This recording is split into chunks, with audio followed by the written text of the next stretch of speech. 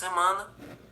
Tipo, o nome do estudo da semana é O Verdadeiro Josué.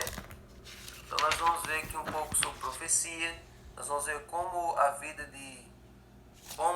de Josué foi foi um prenúncio da experiência de Jesus. Então aqui a lição de hoje faz um pequeno exercício para a gente entender o que é a tipologia bíblica. É uma lição simples, mas que é muito importante. Então, por exemplo, essas 4 passagens aqui da pergunta 1, quando você for responder, você vai colocar o tipo e o cumprimento, certo? Cada passagem dessa tem dizendo o que é o tipo e o que é o antítipo. O que é esses dois termos? O tipo é o símbolo e o antítipo é o cumprimento daquele símbolo. Então, por exemplo, Romanos 5,14 fala dos dois Adões. O Adão original, o homem que pecou, e o antítipo dele, que é Jesus, que é o Adão que nunca pecou. Então, onde Adão falhou, Jesus triunfou. Então, Adão é o símbolo, Jesus é o cumprimento. 1 Coríntios 10 fala daquela pedra que Moisés bateu e saiu água da rocha. Aquela pedra, Paulo afirma que era uma pedra espiritual que os seguia. E essa pedra também era a coluna de nuvem que protegia eles da quintura e a de fogo que esquentava eles durante a noite. E Paulo diz que aquela pedra espiritual representava Cristo. Então a pedra era o tipo, Jesus era o antítipo. A pedra era o símbolo, Jesus era o cumprimento. Depois disso, em Hebreus 8,5, fala sobre o santuário terrestre, que aquilo era tudo sombra das coisas que foram mostradas a Moisés lá no monte. Então, o santuário era o tipo, o santuário celestial era o antítipo. O santuário terrestre era o símbolo, eram vários símbolos do que representa o santuário celestial. E, mais especificamente no capítulo 9, 23, fala que o sumo sacerdote ele tem que fazer todos os dias sacrifício de cordeiros. Mas o sangue daqueles animais não salvava os pecados. Então aquilo tudo era um símbolo daquele que realmente pode salvar os pecados, que é Jesus através do seu sacrifício feito de uma vez por todas. Então a Bíblia é cheia disso, cheia de símbolos, cheia de cumprimentos, de símbolos, vários elementos do Antigo Testamento, eventos, pessoas, tudo isso apontava para o Novo, certo? Então, tipologia bíblica é uma forma de interpretação da Bíblia que várias pessoas, eventos ou instituições apontam para Jesus ou para outras realidades do Evangelho, certo? Então, é crucial a gente entender que os escritores do Novo Testamento eles não atribuíram isso de forma aleatória. Isso é importante a gente entender. Eles não foram, vou pegar esse elemento aqui e vou aplicar de qualquer maneira. Não era assim. Vou pegar Davi, o rei Davi, e vou aplicar para Jesus só porque eu quero. Não. Quando Paulo faz isso, quando qualquer outro escritor do Novo Testamento faz isso, tem um embasamento por trás. Ele não pegou um elemento do Antigo Testamento e colocou um significado sem terem para quê.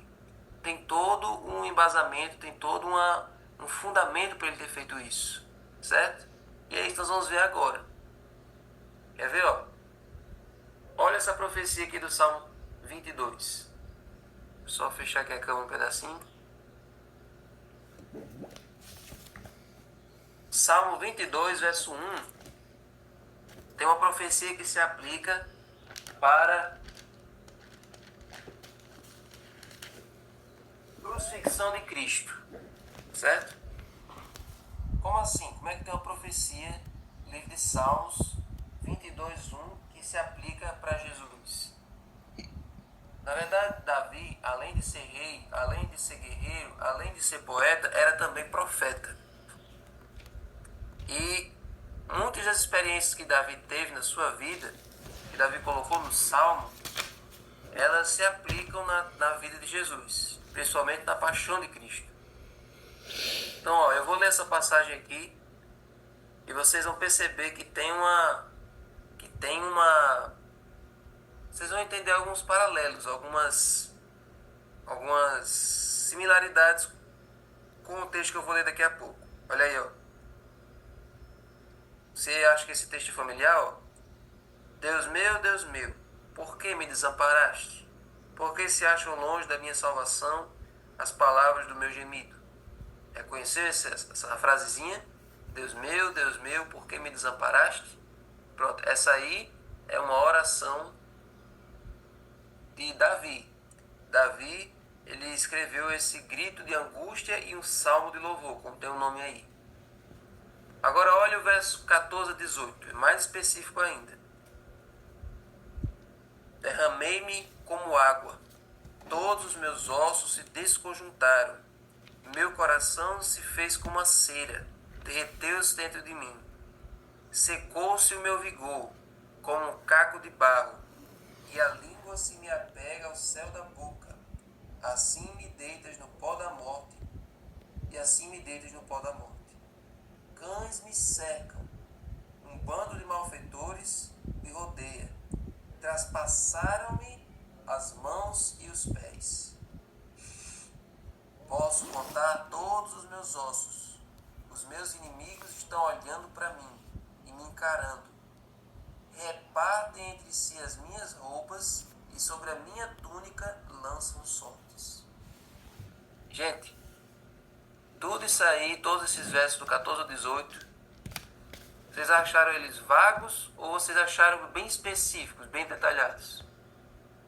Dá para entender de quem que ele está falando aqui? Davi está falando dele mesmo. Mas vocês conseguem entender que isso aqui é um símbolo de quem? Claramente de Jesus. Se você lê isso aqui e conhece os detalhes da paixão de Cristo, você já consegue identificar que é Jesus isso aqui. Isso aqui está falando de Jesus, embora Davi tenha escrito sobre ele mesmo.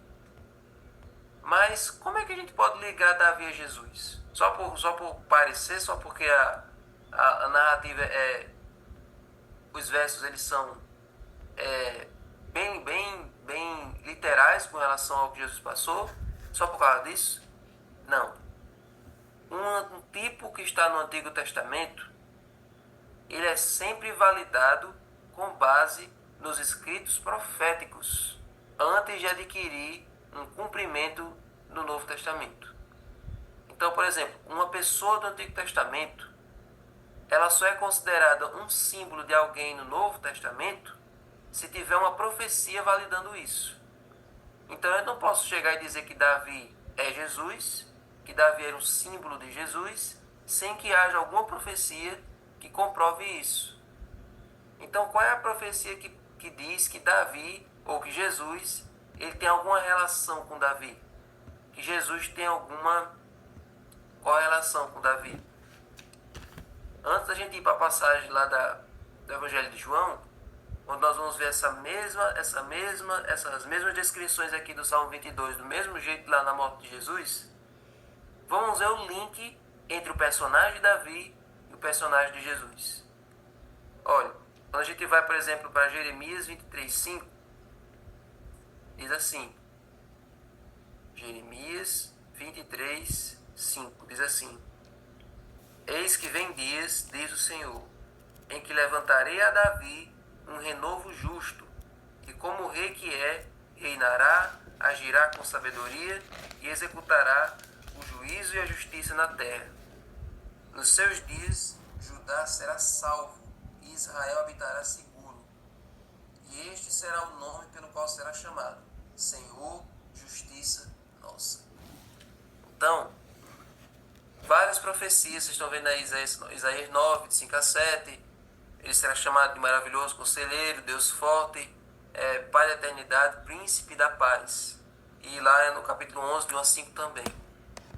Então, os profetas falavam que Deus iria levantar um rei igual a Davi, só que bem melhor.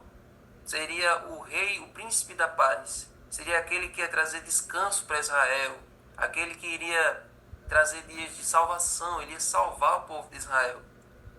Como não teve nenhum rei depois de Davi que cumprisse essas características, aí alguém pode dizer assim, então a promessa de Deus não se cumpriu. Então, tudo isso aí que Deus disse não aconteceu. Mas o que foi que a gente estudou no final da semana passada? Todas as promessas de Deus têm em Jesus o amém. Tem em Jesus o sim. Então, embora não tenha havido um rei humano que tenha cumprido essas características aqui, em Jesus as promessas de Deus se cumpriram. Jesus é esse rei da linhagem de Davi que veio trazer salvação não só para Israel, mas para mim e para você, para o mundo todo. Então, ele cumpriu aquelas profecias. Então, por isso que Davi era um símbolo do que Jesus viria a se tornar. Davi foi aquele rei, um rei quase perfeito, embora com muitas falhas, mas eles foram um dos melhores reis de Israel. E a trajetória de Davi, o que Davi experimentou na vida, se tornou um símbolo do que Jesus experimentar na sua morte. E aí, quando a gente vai para João 19, a gente vê tudo isso que a gente leu lá no Salmo 22 se cumprindo na morte de Cristo. Ou melhor, olha o Salmo 19, verso 24. Por isso os soldados disseram uns aos outros. 23, 24. Os soldados, pois, quando crucificaram Jesus, pegaram as roupas dele e dividiram em 4 partes, uma parte para cada soldado, e pegaram também a túnica. A túnica, porém, era sem costura, toda tecida de alto a baixo. Por isso os soldados disseram uns aos outros: não a rasguemos, mas vamos tirar sorte para ver quem ficará com ela. Isso aconteceu para que se cumprisse a escritura que diz: repartiram entre si as minhas roupas e sobre a minha túnica lançaram sortes. E foi isso que os soldados fizeram. Viu aqui que o apóstolo João deixou um espaçozinho no parágrafo para fazer uma referência ao Salmo 22? Então, é tudo ligado. A Bíblia é toda conectada. E quando a gente vê mais para frente, a gente vê no verso 28, Jesus diz: eu tenho sede. E lá no Salmo 22, Davi diz: a minha língua se apega ao céu da boca, eu já estou todo seco. Então, e outra hora que Davi diz assim: os meus ossos desconjuntaram. É fato que tem outra profecia que diz que nenhum osso de Jesus se quebrou.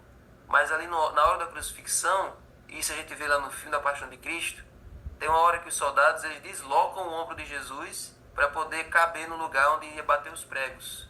Então também é o cumprimento daquela profecia. Os meus ossos desconjuntaram. Na cruz Jesus foi moído. Ele foi traspassado pelas mãos e pelos pés, como diz no Salmo 22. Então, essa experiência que Davi teve, embora fosse ali, é como se Davi tivesse escrito de uma forma um pouco exagerada. Mas isso se tornou um símbolo que ia acontecer de verdade com Jesus. Então, há esse paralelo entre o tipo e o antítipo. E entender isso faz com que a nossa experiência com a palavra de Deus seja ainda mais rica, seja ainda mais dinâmica, seja ainda mais interessante. Então, profecia é assim. Por isso eu digo que profecia é a melhor parte da Bíblia. É a melhor parte de se estudar na palavra de Deus.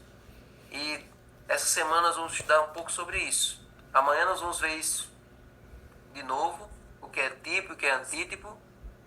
E depois, a partir da terça, nós vamos estudar a relação entre Josué e Jesus. Então, gente, estuda a lição, se prepare, busque a Deus. E agora nós vamos para o estudo do livro. Mas antes vamos fazer uma oração. E lembrando, quem está aqui, convide seus amigos e as pessoas que deixaram de entrar para que voltem a entrar para o Zoom, para que esse culto possa se tornar mais vivo, mais dinâmico. E assim, cada um compartilhando a sua experiência, esse culto possa se tornar ainda melhor. Convide as pessoas que deixaram de entrar.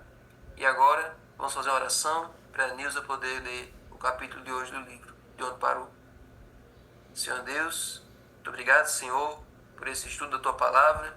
Muito obrigado, Senhor, por entender, por nós temos a chave para entender as profecias, porque o Senhor não nos deixa no escuro, o Senhor descortina essas maravilhas diante de nós, e a cada profecia descoberta, a cada símbolo aprendido, nós vemos que o Senhor não dá ponto sem nó.